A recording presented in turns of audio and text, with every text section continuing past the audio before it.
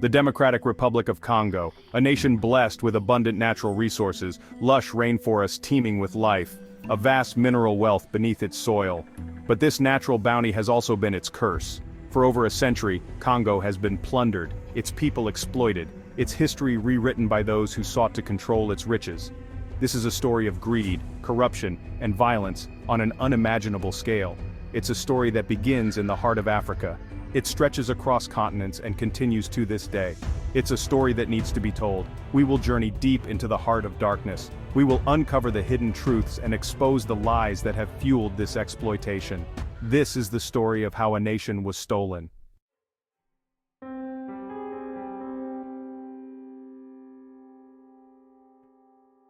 Our story begins in the late 19th century. European powers scramble for control of Africa, dividing the continent amongst themselves. In this scramble, King Leopold II of Belgium, a cunning and ruthless monarch, sets his sights on the Congo. Leopold disguises his greed as philanthropy. He claims to bring civilization and progress to the Congo. He establishes the Congo Free State, his own personal fiefdom, under the guise of humanitarian aid. But behind this facade lies a brutal reality. Leopold's agents, driven by profit, unleashed a reign of terror upon the Congolese people. They exploit the land for its rubber, forcing villagers into forced labor under the threat of mutilation and death. The Congo, once a land of vibrant cultures and traditions, is plunged into darkness.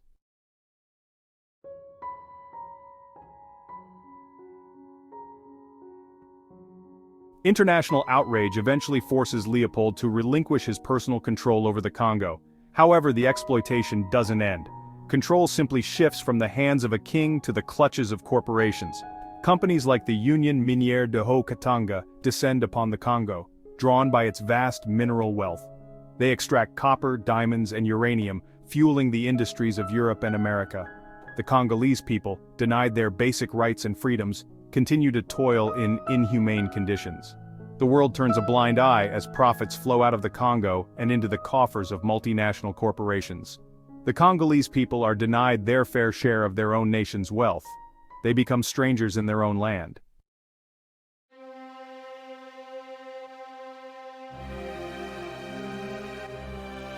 This is not just a story of the past.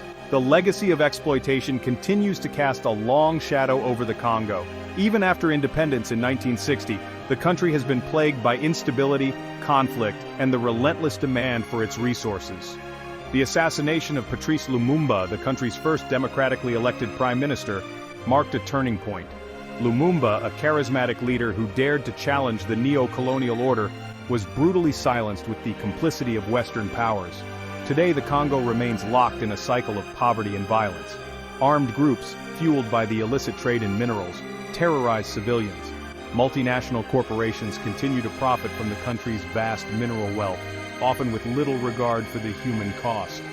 This is the story of how a nation was stolen, but it is also a story of resilience, of the Congolese people's enduring spirit in the face of unimaginable hardship. It is a story that demands our attention, our understanding, and our action.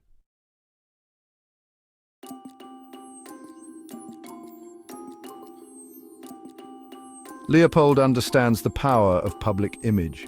He knows that to gain control of the Congo, he must present himself as a humanitarian, not a conqueror. He establishes the International African Association, an organization ostensibly dedicated to scientific exploration and the betterment of the African people. Leopold invites explorers, missionaries, and philanthropists to join his cause. He funds expeditions to the Congo, publishing glowing reports of the region's potential. He speaks out against the evils of slavery, all the while plotting to enslave an entire nation. The world is taken in by Leopold's carefully crafted persona. He is hailed as a visionary, a champion of progress. But behind the facade lies a web of lies and deceit. The International African Association is nothing more than a front for Leopold's true ambitions. The Congo Free State is his personal domain, a vast rubber plantation run for his personal profit.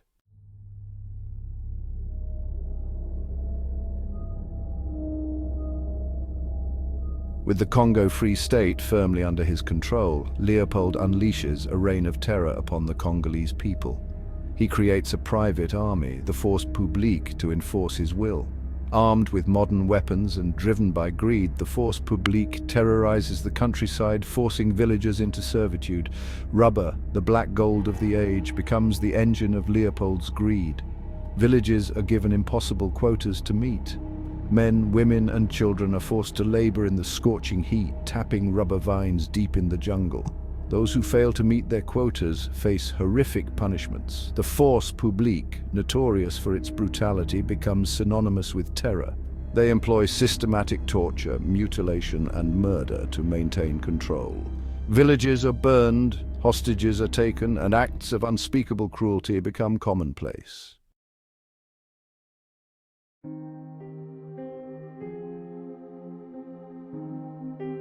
Counting the cost, 10 million lives lost. As the rubber terror escalates, the death toll in the Congo Free State reaches staggering proportions. Millions die from overwork, starvation, and disease. Countless others are murdered by the force publique or driven to suicide. Historians estimate that between 1885 and 1908, Leopold II's reign of terror claimed the lives of over 10 million Congolese. This staggering number, representing roughly half the population at the time, makes it one of the deadliest genocides in human history. Yet for years, the world remains largely unaware of the horrors unfolding in the Congo.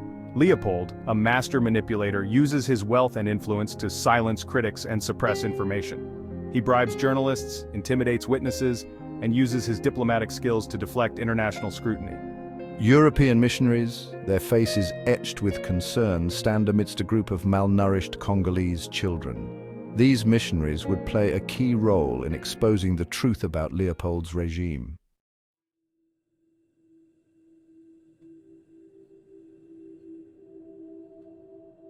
The Illusion of Change, 1908.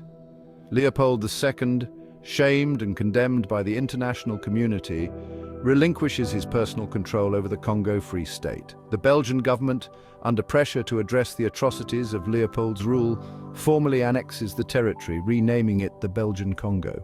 On the surface, it appears as if a new era is dawning for the Congolese people. The Belgian government promises reform, development, and an end to the brutal excesses of Leopold's regime. But behind the facade of change, the exploitation continues, albeit in a new, more subtle form. The same corporations that had profited under Leopold II's rule maintain their grip on the Congo's resources.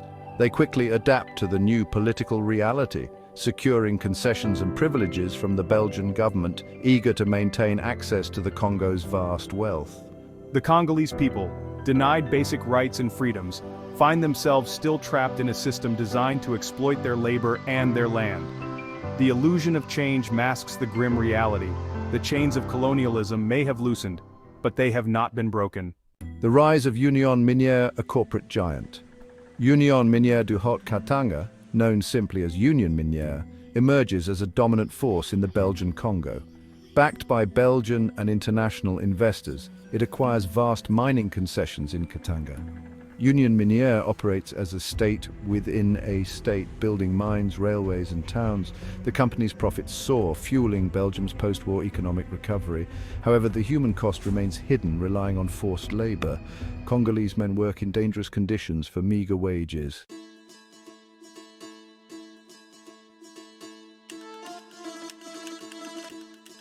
From rubber to riches exploiting Congo's mineral wealth. Under Union Minière's control, the Congo's mineral wealth flows out of the country at an astonishing rate. Copper from Katanga is shipped to factories in Europe and America, where it is transformed into electrical wiring, pipes, and other essential components of the industrialized world.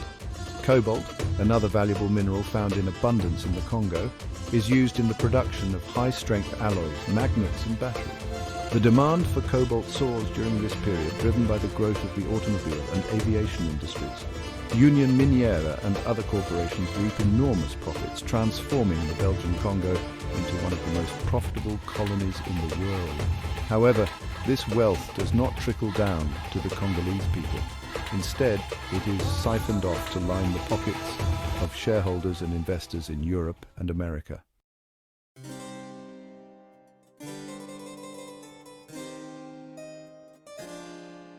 As the decades pass, the nature of exploitation in the Congo may evolve.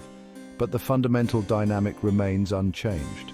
The Belgian government, while implementing some reforms, continues to prioritize the interests of Belgian corporations and investors over the needs of the Congolese people. Education and healthcare remain limited for the Congolese, while opportunities for advancement are reserved for the Belgian elite. The Congo, despite its vast natural wealth, remains trapped in a cycle of dependency, its economy controlled by foreign interests. This system of economic exploitation creates deep resentment and fuels growing calls for independence. The Congolese people, inspired by the wave of decolonization sweeping across Africa, begin to demand control over their own destiny. However, the road to independence would prove to be a treacherous one. The Belgian government, reluctant to relinquish its grip on the Congo's riches, would employ a combination of brute force, political maneuvering, and covert operations to maintain its control. The stage is set for a tumultuous period of upheaval, violence, and international intrigue, as the Congo fights for its right to self-determination.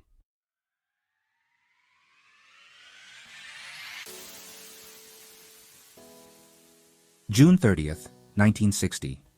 A date etched in the memory of every Congolese citizen. After decades of brutal colonial rule, the Belgian Congo finally achieves its independence. The streets of Leopoldville, soon to be renamed Kinshasa, erupt in jubilation.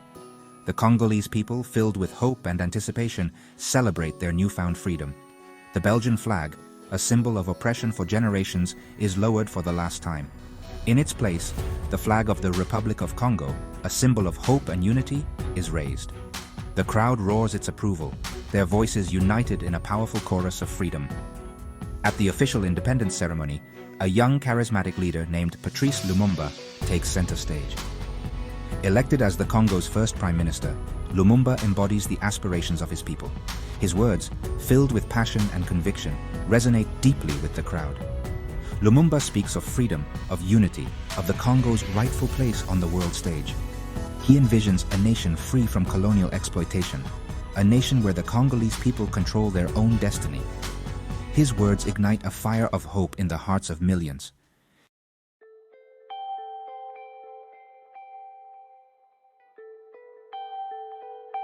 Patrice Lumumba, born in a small village in the Katanga province, rises from humble beginnings to become the voice of Congolese independence.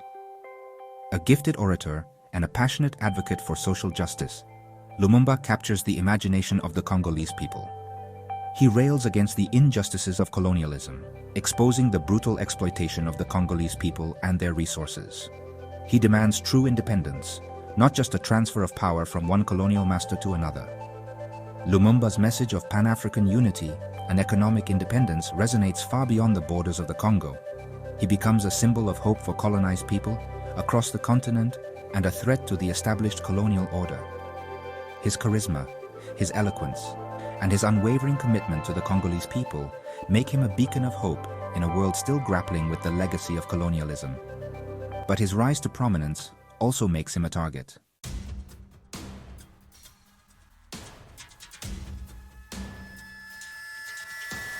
The plot against Lumumba, whispers of betrayal. Lumumba's vision for an independent Congo clashes with the interests of powerful forces, both within and outside the country. The Belgian government, determined to maintain its economic interests in the Congo, views Lumumba as a threat to its neocolonial ambitions. Western powers, particularly the United States, fear Lumumba's growing influence in the region. They worry that his Pan-Africanist ideals and his willingness to challenge Western dominance will push the Congo into the Soviet sphere of influence. Within the Congo itself, Lumumba faces opposition from those who benefited from the colonial system, including certain tribal leaders and members of the Belgian-trained Congolese army. Whispers of conspiracy and betrayal fill the air in Kinshasa. Lumumba, aware of the threats against him, walks a tightrope, trying to navigate the treacherous waters of post-colonial politics.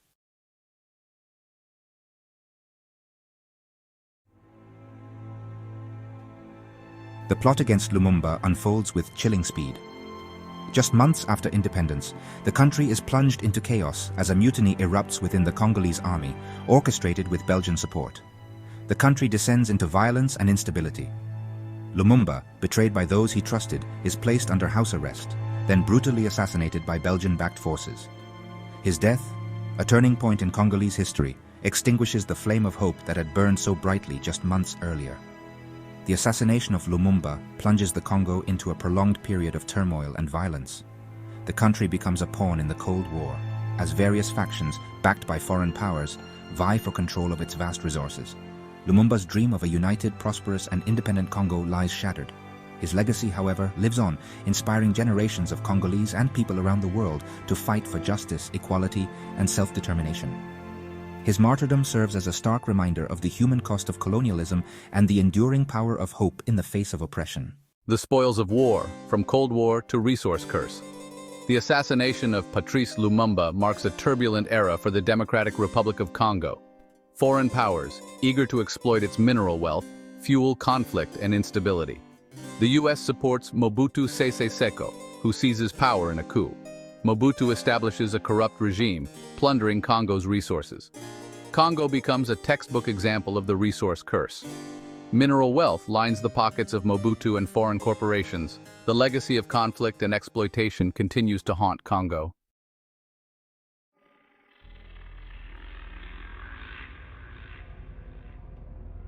The curse of coltan fueling the digital age. As the 20th century draws to a close, a new wave of exploitation emerges in the Democratic Republic of Congo, driven by the insatiable global demand for coltan, a dull black metallic ore that is essential for the production of electronic devices. Coltan, short for columbite tantalite, contains tantalum, a highly heat-resistant and corrosion-resistant metal used in the production of capacitors, tiny components that store electrical energy in smartphones, laptops, and other electronic devices. The Democratic Republic of Congo possesses an estimated 80% of the world's coltan reserves. This mineral wealth, however, has become a curse for the Congolese people, as armed groups and militias, fueled by the lucrative coltan trade, terrorize the eastern region of the country. These armed groups, often backed by neighboring countries and unscrupulous businessmen, control access to the mines, forcing civilians to work in dangerous conditions for little or no pay. The profits from the coltan trade fuel the ongoing conflict, perpetuating a cycle of violence and exploitation.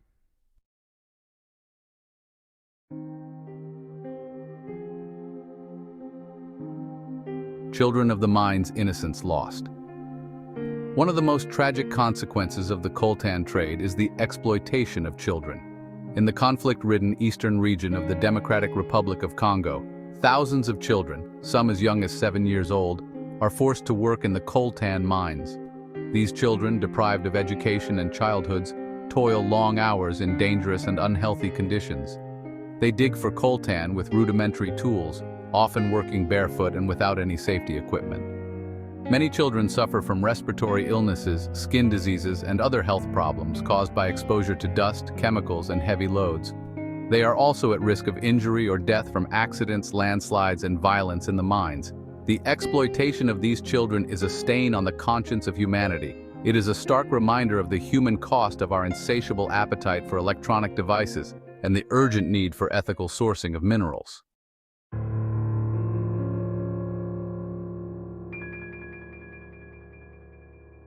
The global connection, from Congo to your smartphone. The coltan mined by children in the conflict zones of the Democratic Republic of Congo makes a long and often obscure journey before it ends up in our smartphones, laptops, and other electronic devices.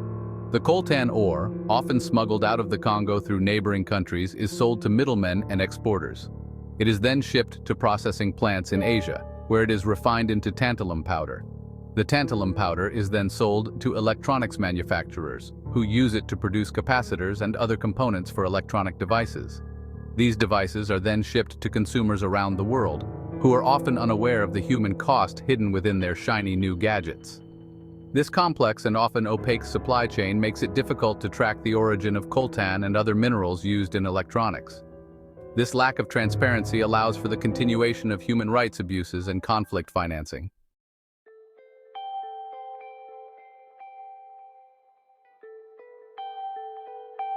Breaking the chains of exploitation. The ongoing exploitation of Congo's mineral resources demands a concerted response. Governments must enact stronger regulations and hold corporations accountable. International organizations must play a more active role in peacekeeping. Corporations must ensure ethical sourcing and invest in sustainable development. Consumers can demand transparency and choose ethically sourced products. Congo deserves a future free from conflict and exploitation. The story of the Democratic Republic of Congo is a stark reminder of colonialism's long shadow. Despite independence in 1960, the scars of exploitation remain. The fight for true self-determination continues. Patrice Lumumba's assassination echoes the fragility of hope. Conflict minerals trade fuels ongoing strife, yet the Congolese people refuse to be defined by suffering. They resist, rebuild, and dream of a brighter future.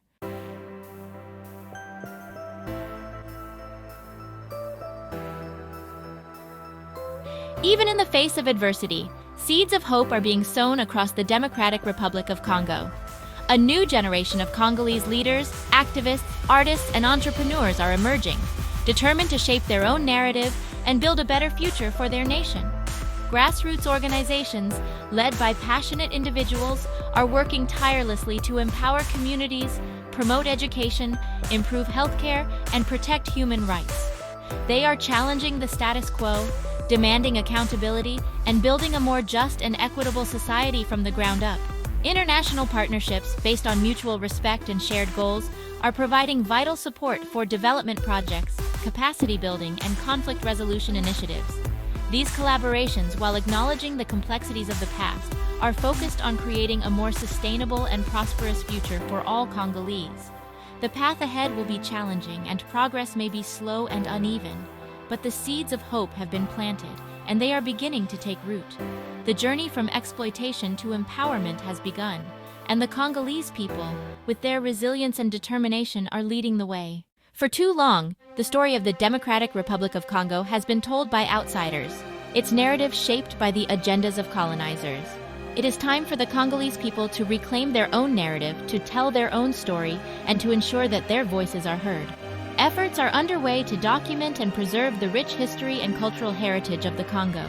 Museums, archives, and cultural centers are being established, providing spaces for Congolese to connect with their past and celebrate their identity. The quest for justice in the Democratic Republic of Congo cannot be complete without addressing reparations. The legacy of colonialism continues to hinder the country's development. The Belgian government has a moral responsibility to acknowledge its role and provide restitution. This includes financial compensation, the return of stolen artifacts, and investments in education and healthcare. Reparations are about acknowledging past wrongs and working towards a just future. By addressing the past and working together, we can create a world where all people thrive.